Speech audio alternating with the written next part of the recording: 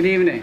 I want to be able to share with you today, and if there's anybody out in the store who wants to come in, don't be shy. This is actually a very important topic.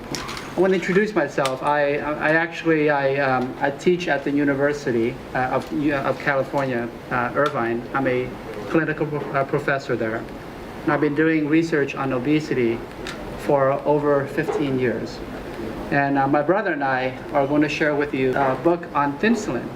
So when you look at this book right here, you're going to think, wait a minute, I don't have diabetes.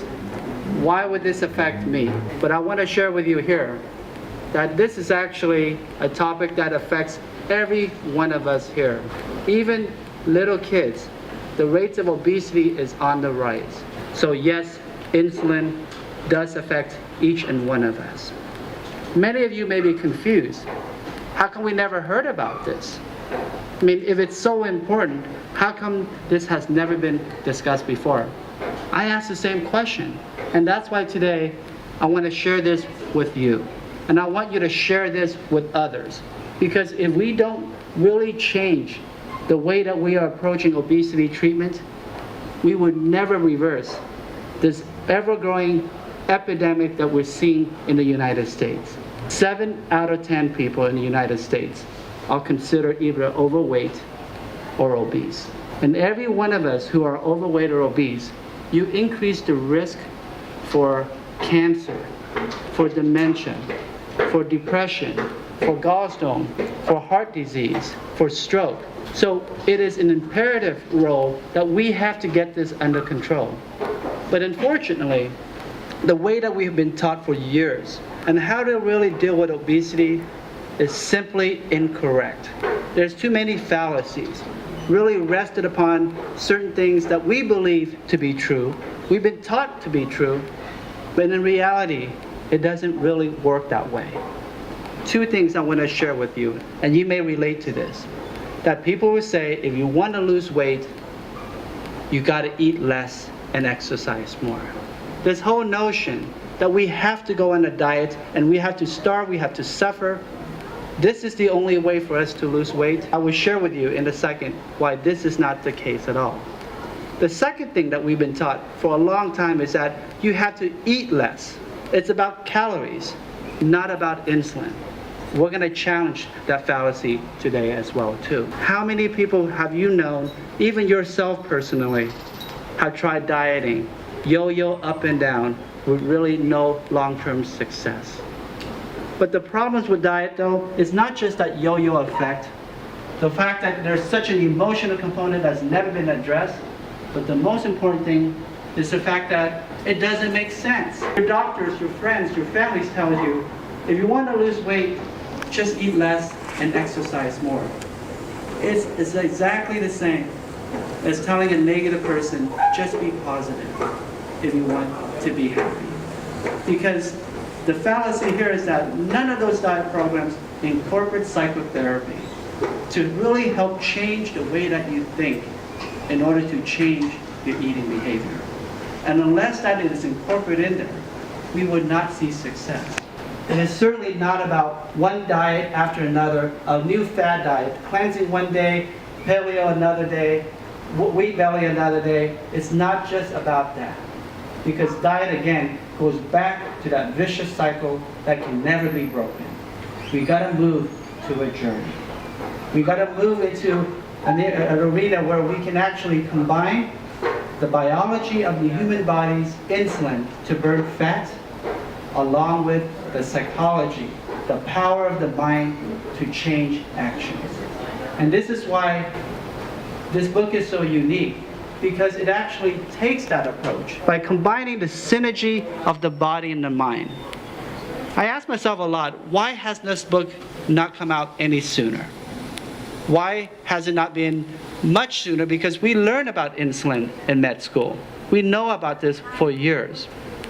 And the only answer I can come up with is that it really takes an internist and a psychiatrist to work together as one team intricately in order to truly understand how to merge the power of the mind with the human body to create something this effective. And this is where my brother and I, both of us independently, we took different paths. He's an internist. He's been doing bariatric medicines since 1996. I, being a psychiatrist, I focus a lot on the mental health issues of this, and I've also had to do a lot of research in obesity since 1998. But once we start combining forces and we understand the dynamics and create Thinsulin, taking from 3 words, think, thin, and insulin, to create a new term that I hope we could share this nationally or even worldwide, because this is going to change a lot of lives. By looking at any food, you break into 5: sweet, grains, vegetable, fruits, and proteins. Once you split it out already, visually you look at that, then you would ask, what color light would this belong in? If it's a red, yellow, or green. Very similar to that traffic light analogy. Red means stop. Even a bite of this food would spike my insulin and my body would store fat. Green, on the other hand, means go. Go ahead. Have as much as you want, because these food would never spike your insulin. And yellow is be cautious. Slow down. If you eat more than 1 portion of these foods, it will spike your insulin. So there's some rules that you have to follow to minimize the spike. I'm the older brother. I'm the internist here. I just want to, briefly say a few things. In our program, we focus on 2 different phases. The first phase is the phase that called active phase, is the phase that you lose weight. Okay, in this phase, you really want, whatever you do, you want to bring the insulin level down. So you stay away from the carbohydrate, because carbohydrate becomes sugar, and sugar turn into fat. So if insulin converts the sugar into fat, it will prevent the fat from being broken down. So you have to think of insulin to bring insulin down, and you can do that. Now, the beauty is you will get stuck. We know that already. And in about 3 or 4 months, no matter how well you do, your body is going to get stuck. You will reach a plateau. Why? Because our body has to adapt. So when you gain weight, it goes like this: active phase and passive phase. And once your body stabilizes for about 3 months, your body will allow you to gain more weight again. You go through another active phase and passive phase. So when you lose weight, everything goes reverse. Active phase, about 4 months, and then passive phase, which is about 3 months. And this is the time that if you do correctly, you are able to maintain the weight. And then you can lose more weight again. Okay? And how do you do that? Well, in the active phase, okay, in order to maintain the weight, you got to reintroduce the carbohydrate again.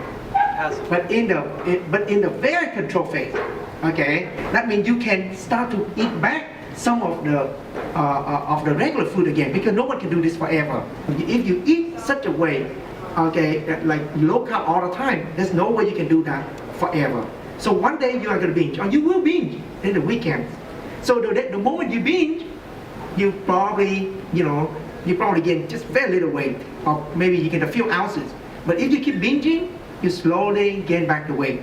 Imagine 4 months from today, when you get stuck, if you reintroduce the carbohydrate, very little, half a portion. Okay, when you add like 3 or 4 portions, you gain weight. But you add only half a portion, your body will not gain weight. Okay, and you do this for the whole week long. Okay, you let your body get adapted to just half a portion of carbohydrate. And then the week after, you go up to 1 portion. You see the point? You slowly gain back some of the carbohydrate. So that is the common sense of how you increase your carbohydrate again. You increase your red light food without gaining back the weight. And once you stabilize, let's say you go up to like 2 portions of carbohydrate, and you do that for about 2-3 months, your body really stabilizes. Now you want to lose more weight? Repeat the active phase again. Cut all of the carbohydrate out. You go back right down to the active phase, and you start to lose weight again. And that has been proven with our program.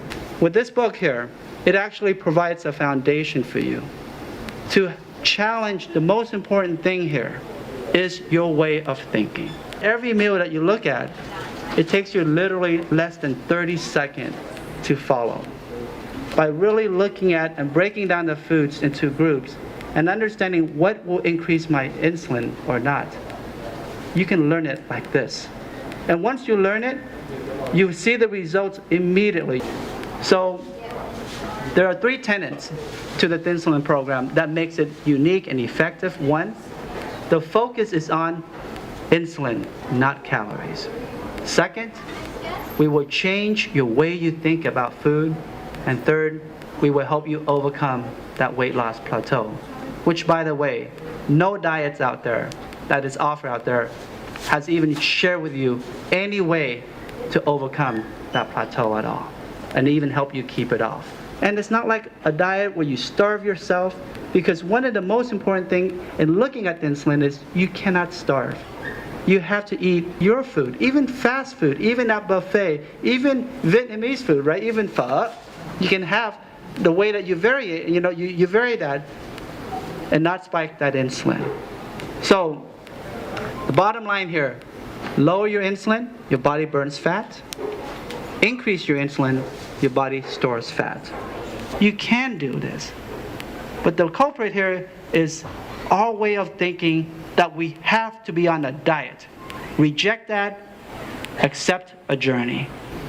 You will have a greater path for freedom, because you will free yourself from the constraints of calories, and you will start thinking in terms of Thinsulin. Thank you for your time, and I'd be more than happy to take any questions.